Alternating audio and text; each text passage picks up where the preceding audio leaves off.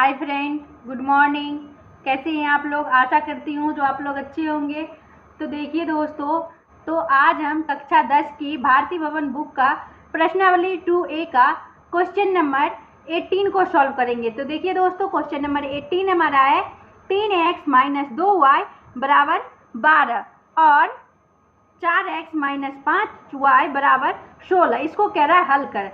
तो ये दोस्तों देखिए, ये हमारे क्या है, ये हमारा समीकरण है। तो समीकरण जो है यहाँ पे नहीं कह रहा है जो आप कोई भी विधि का उपयोग कीजिए।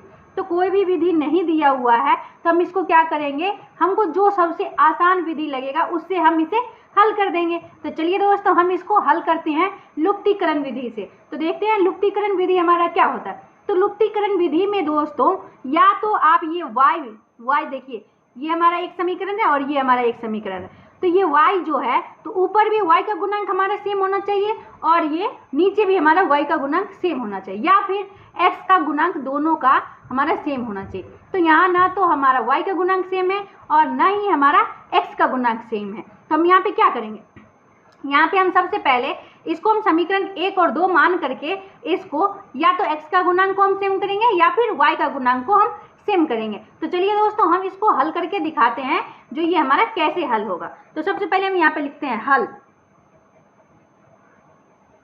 अब दोस्तों देखिए, ये हमारा 3x - 2y बराबर ये हमारा 12 दिया हुआ है। तो इसको जो है हम समीकरण 1 मान लेते हैं, समीकरण 1 मान लेते हैं। और ये हमारा है 4x - 5y बराबर ये हमारा है 16। इसको जो है हम समीकरण 2 मान लेते हैं, समीकरण 2। अब जो है समीकरण 1 और समीकरण 2 हमने मान लिया।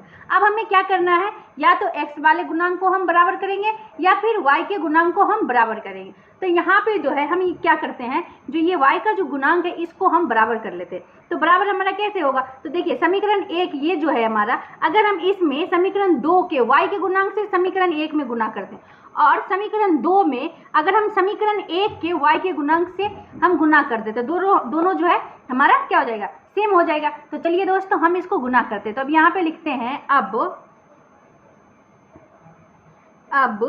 समीकरण 1 को, समीकरण 1 ये हमारा है और समीकरण 2 के y के गुणांक, तो y का गुणांक हमारा क्या है, 5 है। तो हम यहाँ पे क्या लिखेंगे, अब समीकरण 1 को 5 से गुना करने पर,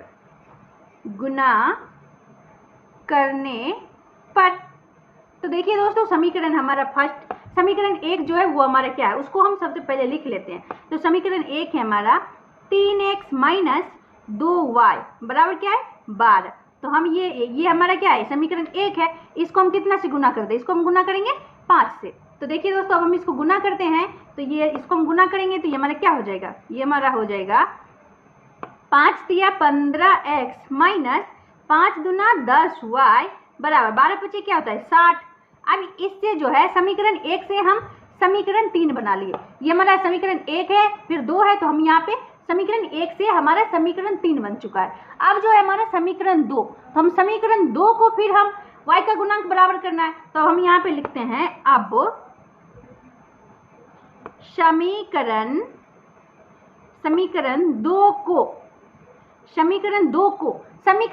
समीकरण 1 हमारा ये है, तो समीकरण 1 के y के गुणांक, तो y का गुणांक हमारा क्या है, 2। तो हम लिखते हैं अब समीकरण 2 को 2 से गुना करने पर,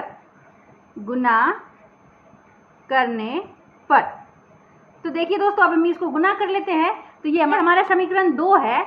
देखिए यहाँ पे समीकरण 2 है 4x - 5y बराबर 16। तो हम इसको लिखते हैं 4x - 5y बराबर क्या है, 16 है। ये हमारा है समीकरण 2। अब इसको गुना करना है मुझे 2 से, तो हम इसको गुना कर लेते हैं।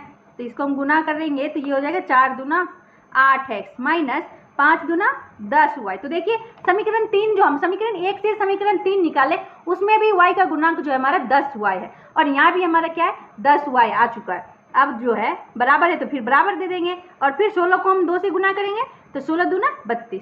दोस्तों देखिए, हमने जो ये 2 से गुना किया है उसको बराबर के दोनों पक्ष में हमें गुना करना होता है।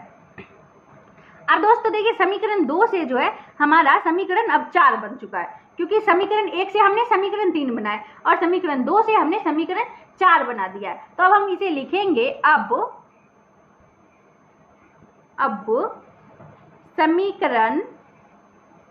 समीकरण 3 तथा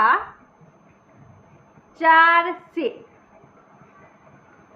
तो समीकरण 3 हमारा क्या है, समीकरण 3 देखिए यहाँ पे निकला है 15x माइनस 10y बराबर 60, और समीकरण 4 जो है ये हमारा निकला है 8x माइनस 10y बराबर क्या निकला है 32।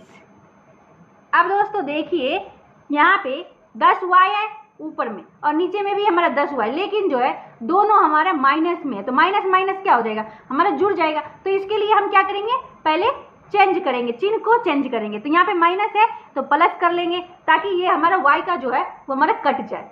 अब दोस्तों देखिए यहाँ पे प्लस है तो प्लस है तो माइनस, और यहाँ पे प्लस है तो माइनस, तो 10y से हमारा 10y कट गया। अब दोस्तों देखिए 15 में से 8 गए, 15 में से 8 को माइनस कर लेंगे तो ये हो जाएगा 7x बराबर। अब दोस्तों देखिए यहाँ 60 है, 60 में से हम 32 को माइनस करेंगे तो 60 में से 32 जाएगा तो हमारा देखिए 10 में से 2 गया तो 8, और यहाँ पे हो गया 5, 5 में से 3 गया तो 2।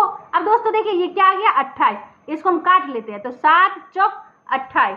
अब ये हमारा क्या आ गया है, अब देखिए x बराबर जो है ये हमारा 4 आ गया, तो x का मान हमारा 4 निकल चुका है। तो अब हम क्या करेंगे, समीकरण 1 या समीकरण 2 में रख करके इससे हम y का मान निकाल लेंगे। तो चलिए दोस्तों हम y का मान निकाल के आपको दिखाते हैं। वो x का मान समीकरण 1 में रखने पर दोस्तों देखिए यहाँ पे हम समीकरण 1 में इसका x का मान रख रहे हैं, लेकिन आप चाहो तो समीकरण 2 में भी x का मान रखेंगे तो भी हमारा y का मान वही निकलेगा जो कि समीकरण 1 में रखने से निकलेगा। तो हम यहाँ पे रख लेते हैं। तो देखिए समीकरण 1 है हमारा 3x माइनस 2y बराबर क्या है 12 है।